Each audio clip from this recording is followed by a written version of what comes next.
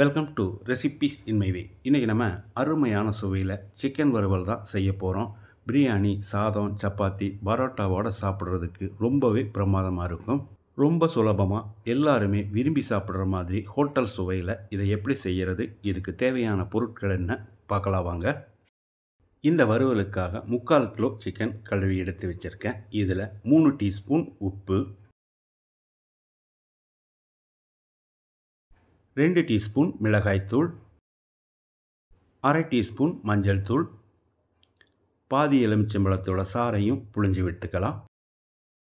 1 table spoon இஞ்சி பூண்டு விழுது, 1/4 கப் அளவுக்கு கெட்டியான புளிப்பில்லாத தயிர். இது எல்லாத்தையும் நல்லா கலந்து வச்சு குறைஞ்சபட்சம் 2 மணி நேரம் மேரினேட் ஆக விட்டுடலாம். 1 இன்ச் அளவுக்கு 2 துண்டு பட்டை, 5 கிராம்பு, 5 ஏலக்காயை மிக்சி ஜாரில் போட்டுக்கலாம். 2 வரமிளகாய். இது பெப்பர் சிக்கன்கிறதால 2 டேபிள் ஸ்பூன் மிளகு, 2 டீஸ்பூன் சோம்பு,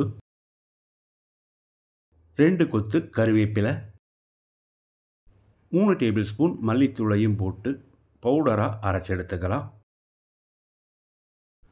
வாணலியில் 2 டேபிள் ஸ்பூன் எண்ணெய் ஊற்றிக்கலாம். 1 டீஸ்பூன் கடுகு, 3 கொத்து கருவேப்பிலை, மீடியம் சைஸில் 3 பெரிய வெங்காயம் நீல வாக்கில் நறுக்கினது. வெங்காயத்தை செவக்கிற அளவுக்கு வதக்கிடலாம். வெங்காயம் நல்லா வதங்கிடுச்சு. மீடியம் சைஸில் 2 தக்காளியை நறுக்கி வச்சுருக்கேன். இதை போட்டு மசியற அளவுக்கு வதக்கிடலாம்.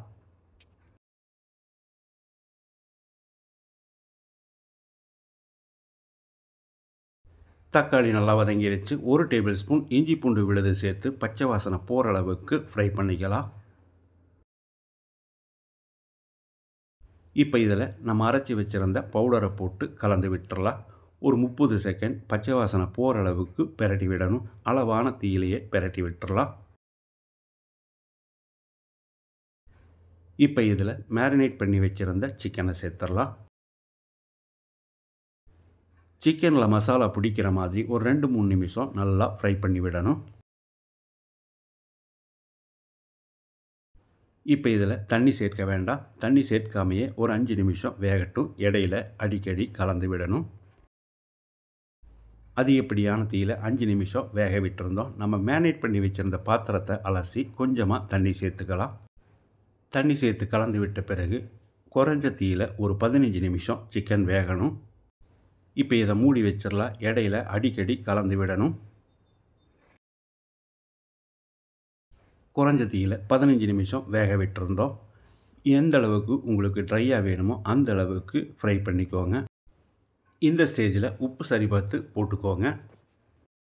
இந்த அளவுக்கு போதும். இது ஆறும்போது இன்னும் கொஞ்சம் ட்ரை ஆயிரும். இப்போ பொடியாக நறுக்கின மல்லி இலையை போட்டுக்கலாம். கூடவே 1 டேபிள் ஸ்பூன் அளவுக்கு தேங்காய் எண்ணெயும் ஊற்றி கலந்து விட்டு இறக்கினா நம்மளோட பெப்பர் சிக்கன் ரெடி ஆயிரும். ரொம்ப சுலபமாக அருமையான சுவையில் நான் செஞ்சுருக்கிற இந்த பெப்பர் சிக்கனை இதே மாதிரி இதே அளவுகளோடு நீங்களும் செய்து பாருங்கள். இந்த வீடியோ பிடிச்சிருந்தா லைக் பண்ணுங்கள், கமெண்ட் பண்ணுங்கள், ஷேர் பண்ணுங்கள். சப்ஸ்கிரைப் பண்ணாதவங்க சப்ஸ்கிரைப் பண்ணுங்கள். மறக்காமல் பெல் பட்டனை கிளிக் பண்ணுங்கள்.